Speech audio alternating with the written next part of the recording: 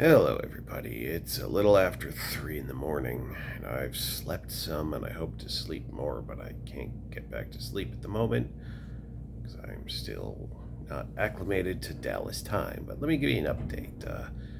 North Texas RPG Convention is going swimmingly, and I mean that.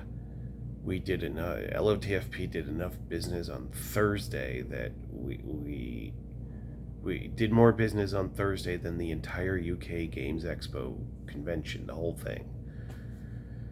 And Friday, I think that's yesterday.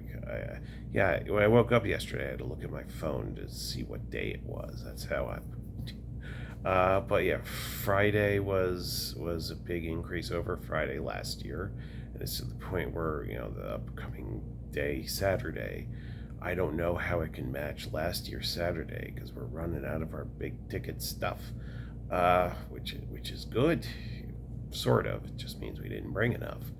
Um, so yeah, that's going really well. And then later on today is the Three Castles Awards ceremony, and the music of Erica Zahn and Nebulith are nominated. So hopefully one of the Lamentations things wins. Hopefully it's actually my thing this time. Sorry, Zach, but for once I would like to accept an award for me and not, on the behalf of someone I've published. Like there's no chance that any of the other nominees are going to win. It's going to be Lamentations, right? Um, yeah, my voice is all fucked up from doing this thing 2 weeks in a row. But yeah, and I'm running a game Sunday morning. The game Wednesday night. I sort of based it on the old TV show Sapphire and Steel. Yeah. Sorry, there's going to be some of that. Yeah, Sapphire and Steel, which, if you've never seen it, it's a show brilliant in atmosphere, and I'm only slightly exaggerating in saying it's just about the two main characters walking around looking at things really concernedly, and that nothing actually happens in the show. And so for the Wednesday night game, the idea was, can I get away with that for a 4-hour game slot where the nothing much happens. The players can't interact with much of anything, a little bit, but they're just like watching things that happen. Can I get away with doing that? And it ended up in a TPK, and people seem to like it. So it's like, oh shit, I got away with it. Yeah, so that went well. Things will be a little more active. I'm the Sunday morning one. I'm trying to be actively offensive. These are Lamentations players. People familiar with Lamentations that are signing up. So it's like, how far can I tweak it to actually make them visibly uncomfortable? It's another experimental thing. It's like, do I want people to show up and enjoy themselves? No. I just have to see what can I get away with? What can I do? How can I make this interesting for me, and not just sitting down and yes, we had the expected adventure experience. It's like, I got no interest in that. I either want something that'll be profoundly successful or fall so flat on its ass that people get pissed off over it.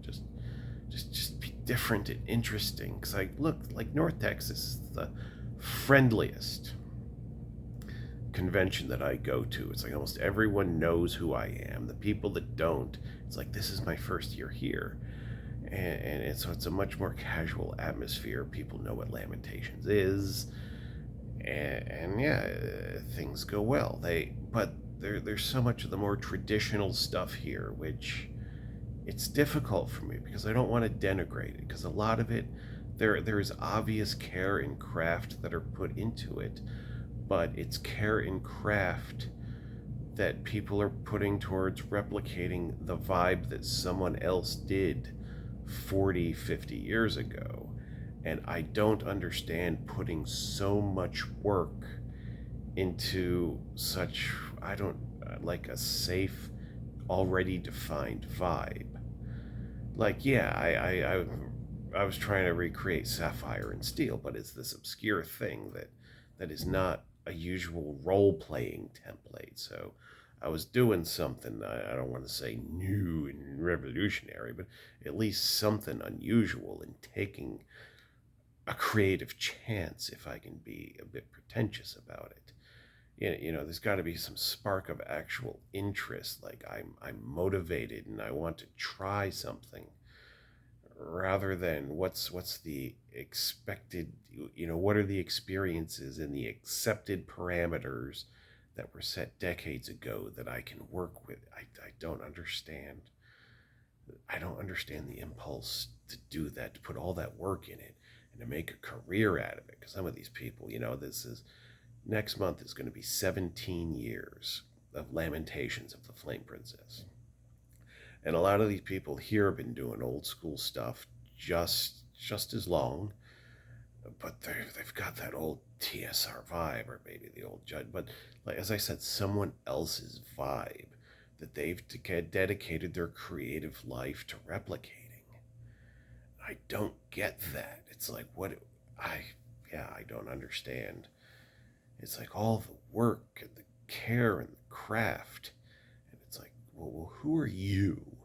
What is the you that you've put into this that's more important than the 50 years old person? But maybe maybe that's why Lamentations has some very dedicated fans, but not as many as some of these other things. Um, but then, so and I've um, highlighted my trip so far, other than making some money. Yay! Did my annual, or not cover the camera. Okay, this side, hold it. Um, yeah, the annual trip to the Texas Roadhouse, getting a big juicy T-bone steak. That there's a few steakhouses in Finland, but not like a Texas steakhouse. And then, so, uh, you wake up in the middle of the night and you're tired and you can't put a lot of thought energy into anything, but you can't get back to sleep right away. So you end up on the phone scrolling the social media bullshit. And I gotta tell you about this thing. I got a thing to complain about that I'm enthusiastic about complaining about. For some reason on Instagram, my phone is thinking that I want to watch Allison Brie promoting Masters of the Universe. And I don't understand what I'm looking at. Obviously, the first one I looked at that I lingered on going, what the fuck am I looking at? However the algorithm works, my pausing on that made it think I wanted to see 50 more just like it. And Allison Brie promoting Masters of the Universe is like the most surreal thing that I've seen lately, because I don't know what the fuck happened to Allison Brie, but on her own social media posts and these little press junket things, she doesn't look like a human being. She looks like a mannequin. She looks like if you set her on fire, she wouldn't burn, she would melt. And she's wearing like the most revealing clothing on all of this. And it's like, why are you doing this for a Masters of the Universe? What? What happened? Why is it like this? And she's got so much false enthusiasm that like she's really like trying to hype it up, but it's so obviously fake. It's like she realizes this is the biggest piece of shit she's been involved with in her life. And it's like when someone tells a bad joke and you go, "Oh, ha ha ha." It's kind of an exaggerated laugh. It's like that's what she's doing with this promotion. It really feels like she's making fun of the movie she's promoting. And it's like, oh, wait a minute. What if her whole presentation and why she's looking the way she does is also like that? It's like, oh, I made a movie that you know old men who remember playing with plastic toys are the only people who are going to possibly give a shit about this. So I will dress up like a plastic toy. And that's why she looks like a mannequin, like it's on purpose. And it's like, am I looking at like some sort of meta attempt to make fun of the movie she's in? No, that's giving everyone too much credit, right? I mean, is this just a fake Hollywood actress just being bad at sincerely promoting what's obviously a very bad idea? Or is it just, fuck it, let's just make fun of this piece of shit? And then at the end of these little clips is an actual promo for the movie. And the promotional strategy seems to be, remember the good old days when people would go see the absolute dumbest shit in the movie, in the summer because it's just a big loud thing? Well, here's some really dumb shit for you to go see now that it's summer. That's the promotion. And it's like some executive decided we need to make a Masters of the Universe movie. And everybody downstream of that, it's like everybody's made the movie and promoting the movie in this passive aggressive fuck you executive for making us do this movie. And it's like anyone that spends any money or any time watching the movie is going to deserve exactly what they get suffering through watching it. And of course, I'm just sitting here for like half an hour, 45 minutes, scrolling through, just seeing so many of these clips, being like, why am I watching this? Why is this phone showing this to me? Oh my God. And the reason I scroll Instagram in the first place, why I think that's a good idea, because I actually like seeing like the clips that comedians posting their own clips on their own accounts. I think is a perfectly valid thing to do, and it's okay. 30 minutes, there's 30 seconds to 60 seconds of a joke, of a laugh. That's actually a good use of time when you're sitting in bed wishing you can go back to sleep but can't quite yet. But then I see this, or all those accounts that post a little movie clip, and then 5 paragraphs of interesting fact movie AI slop, proper use of the word that time. Yeah, yeah. I don't know. Anyway. Oh, Jesus, I've been talking 13 minutes now about this stupid bullshit.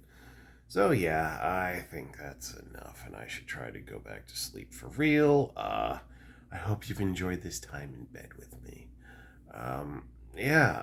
Stop by, if you're in Dallas, stop by the North Texas RPG convention, stop by the booth, and make sure we have nothing to bring back at the end of the convention. And I'll be back home Tuesday, and hopefully we'll fall into a coma then for a few days. And then in a few weeks, or however long it's going to take, Lost Carcosa will be out. And then at the end of July, I get to do Robocon and Gen Con back to back and feel wonderful about my life once again. So, oh. There's one story I forgot to tell you in my poolside thing, an experience I had at the UK Games Expo. One of the one of the people interactions I had at the booth. So one guy comes and he's looking through Nebulith. And he says, "Oh, this reminds me of Mork Borg." And I growled at him. And it wasn't I'm going to do this for effect, like, oh, this is a bad... No. It was like instinctually, I just did like this authentic feral fuck you growl at him. And watching him flinch. And I realized, oh, God, sorry, I didn't mean to do that. It just happened. So I'm actually able to be intimidating to someone when I am not intending to. So that kind of makes me feel, I don't know. It's like it's good that I can do that. Probably not good that I actually did in that moment, but yeah. Just thought I should get that recorded for posterity before I forget about it forever. Yeah. I've been rambling for over 15 minutes, so I will let you poor individuals who for some reason have listened to this whole thing, I will let you go and I will go back to sleep and I will hopefully sell more stuff and win awards in the morning. And then Sunday do another adventure that hopefully goes well, but I'm giving it equal odds will fall flat on its face because if you're not taking that chance, then what the fuck are you even doing?